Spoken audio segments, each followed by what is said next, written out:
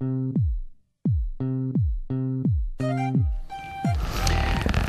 الله الرحمن الرحيم السلام عليكم ورحمة الله تعالى وبركاته داود يالكسو دوادا برنامج gaar oo aan ku eegayno sidee bay dumarka ula dhaqmi jireen islaamnimada ka hor dalalkii carbeed ee markaas jiray diinta islaamku si xaq noocay ayay u ogolaatay dumarka inagoo isbarbar dhigayna hadana dhaqankii carbeed ee jaahiliga ahaa iyo ka Soomaalida ee wanaagsan islaamka ka hor qabaa'ilka carbeed ee markaas jiray waxay u arkayeen gabadha waxaan qiimo lahayn oo xaqiran haddii ilmaha reerka u dhashaa uu noqdo gabadh waxa lagu aasi jiray nolosha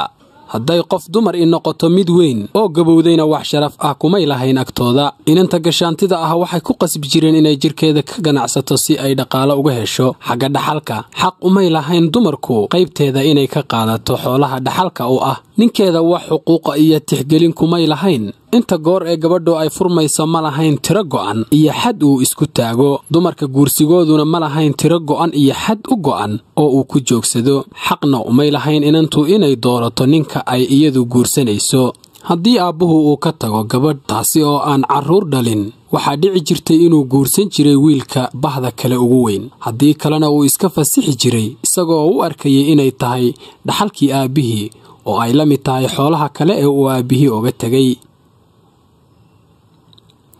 intaas kadib waxaa yimid islaamka isagoo oo ku dhawaaqaya xorriyadda gabadha iyo xaqa ay leedahay nolol la mid ah tan ragga ama mid ka wanaagsan reer Yurubna berigii hore waxay doodoodu ahayd qof dumari xuquuq ma leeyahay sida kan ragga mise ma laha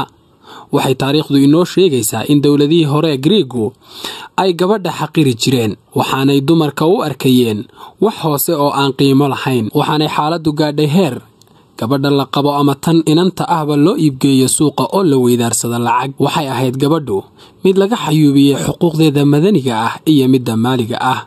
markii islaamku yimid waxaa yimid xaqii oo xambaarsan xuquuqda qof dumar leeyahay baadilkiina wuu laabtay waxaa la soo dejiyay aayado fara badan oo kitaabka Qur'aanka Kariimka ah oo Allah uu ku muujiyay xuquuqda qofka dumarka ah iyo in ragga iyo dumarku siman yihiin marka laga hadlayo xuquuqda bini'aadamka qayb kamid ah aayadahaas oo tilmaamaya xaqa qofka dumarka ah leeyahay iyo mudnaanta islaamku siiyay Allah subhanahu wa ta'ala wuxuu yiri wa idhal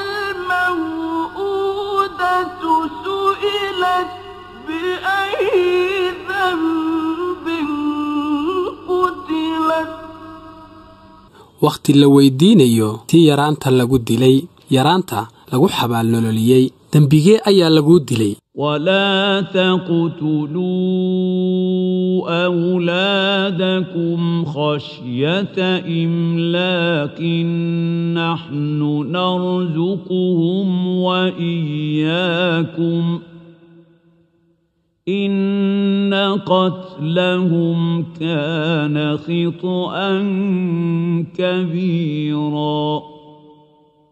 haddilina carruurtiinna idinka oo ka baqaya faqri annaga ariya arsaaqayna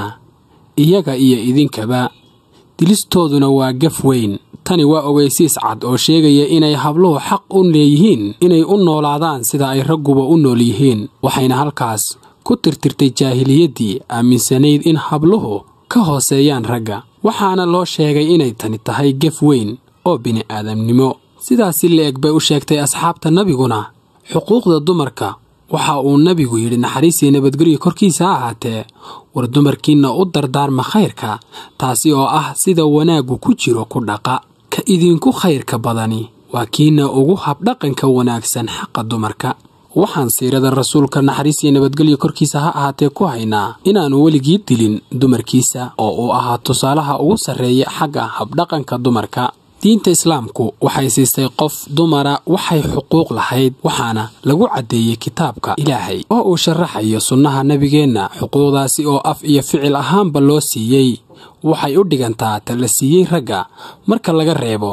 axkaamta ay keensatay dabeecaddu ama waxa ay qof dumar ahi la gaar tahay iyada oo waliba mar waliba si gaar ah loo ilaaliyay looguna naxariistay dumarka ilaa uu nabigu naxariis iyo nabadgelyo korkiisa ahaatee yiri ma sharfo dumarka mid wanaagsan mooyaane ma yeeso dumarka mid liita mooyaane meel wanaagsan ayay diintu dhigtay dumarka waxaan ogsoonahay qofkii ugu horeeyay ee naxariis iyo nabadgelyo korkiisa haatee suubanaha rumeeyay inuu ahaa sawjadiisii Khadija bintu Khuwaylid radiyallahu anha. waxaan kale oo aan ognahay inuu quraanku inoo sheegay in nabigu la galay dumarka ballan ah inay nabiga la wadaagayaan hawsha iyo dhibaatada dacwadda oo aanay marnaba kaga baxaynin hawsha dacwadda. dhanka kale bal haddaba aynu eegno dhaqanka Soomaalida ee suuban iyo xuquuqda uu siiyay dumarka. waxa uu ka duwan yahay kan Carabta waana uu ka wanaagsan yahay. haddii dagaal dhaco dumarka lama dili jirin ninkii ay gabar ka soo dacwooto inta aan dad kaleba la gaarin kuwa dad ugu xiga ayaan badbaadin jirin. ninkii damca inuu gabar guursado xoolo fara badan ayaa laga qaadi jiray. ninka ay gabar ka soo oydo been ha ka sheegta ama run diyadeeda kala bar oo xoolo ah ayaa laga qaadi jiray. ninkii gabar mustaqbalkeeda ku ciyaara xoog ama xeelad wuxuu doonaba ha ku qaatee waxa sharci lama taabtaan ah ahaan jirtay inuu gabadhaas guursado. waxba qoraalka yaan idinku dheeraynay dhaqankii Soomaalida hal meel kagama jirin in gabadh la dilo ama la xaqiro. dhaqankii quruxda badnaa ee amaanta iyo sharafta lahaa waxaa bedelay jaahilnimo iyo qabyaalad. markii ay qabyaaladii timaado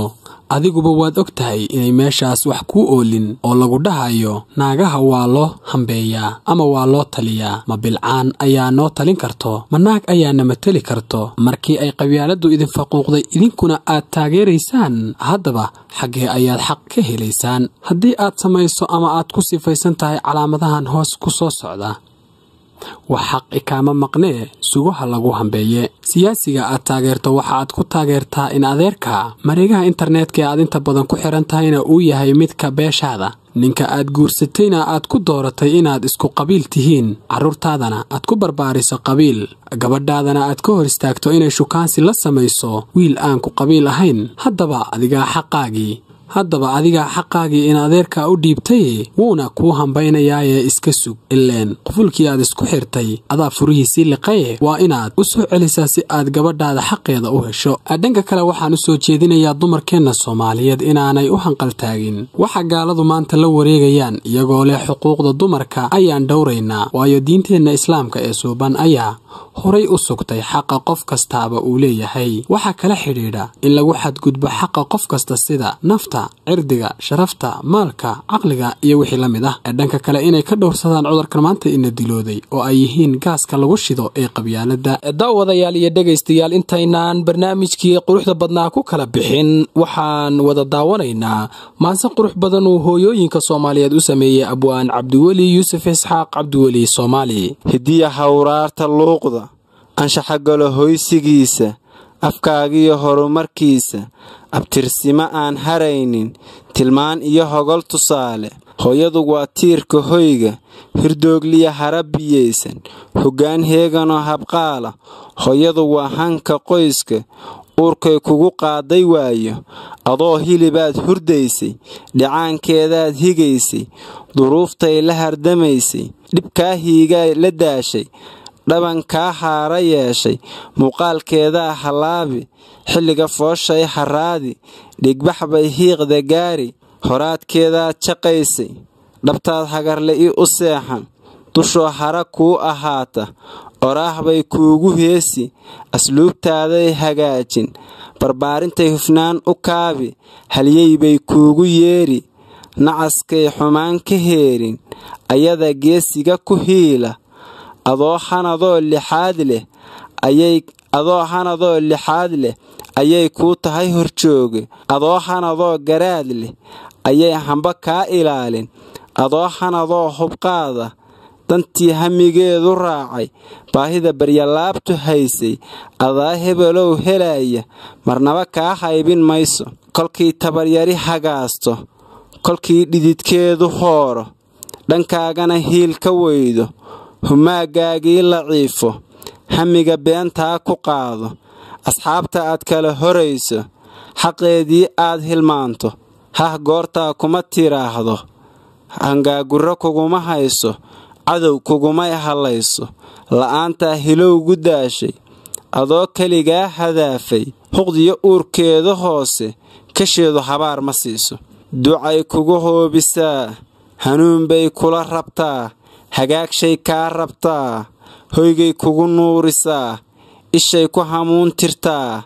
laabtii halacdaa hagaagi qulubta hilmaanku daynin waxay haysaad haraacan hagbad bay kayd ku haynin adaa dadka ugu horayn haddaad xaqa hawl yaraysan ruuxii heegmow dhegayso adaa ka hormee balheedhe hankaagu hadduu ku siiyey inaad ifka hayb u yeelan inaad quruxiba u qaadan lixaadku ahaan mahaage da'daadaa ku soo hor joogsan mawdkaan marna kaa haraynin dhashaadaa kugu horboodi tartiib kuu hurutabiyeynin kolkaad harabnimo haleesho hadalkay kugu halgaadi ileen adigaa hambaystee waxaad horay kaydsataa mahadha kugu noqon gadaale qofkii heloo waarid haysta haddana ducadooda hoorsan abaarkii xabiibkeen hibeeyey sallallahu calayhi wasallam jibriil aamiinta hoorshay caasiga helay oo la siiyey allow naga yeelma hooge adaa haystoo awooda allow kuwa moog hanuuni dembiga hooyadeenna hoobi qabriga nuur ugu hilaaci kuwaad harisee badbaada dhibkiya arag hawsha taagan qiyaama xujadood hagaagto allow hooyadeen ka yeelo allow hooyadeen ha hoojin adduunkay ahayd horjooga aakhiro eebbow hagaaji waa qalinkii garyaqaan cabdikariim sheekh maxamuud cabdulaahi suldaanka iyo cabdirasaaq xasan maxamed bisle soo jeedintii afakaadha maxamed axmed daawadayaasha qiimaha iyo qadarinta mudan oo halkaasi ayaan ku soo gabagabaynaynaa barnaamijkeeni gaarka ayaan ku eegaynaa xaqa dumarka ay siisay diinteena islaamka iyo sida ay ula kala dhaqmi jireen dhaqanka Soomaalida ee suuban iyo sabannu jaahiligii islaamnimada ka hor carabtii jirtay waqtigaasi dhanka kaamirada waxa iga caawinayay Axmed Sheekh Cabdi dhanka farsamadana walaalkay Nuur Maxamed tan iyo intaan isugu soo noqon doono barnaamijkan oo kale aan waxaan idinkaga tageynaa sidaas iyo nabadgeliyo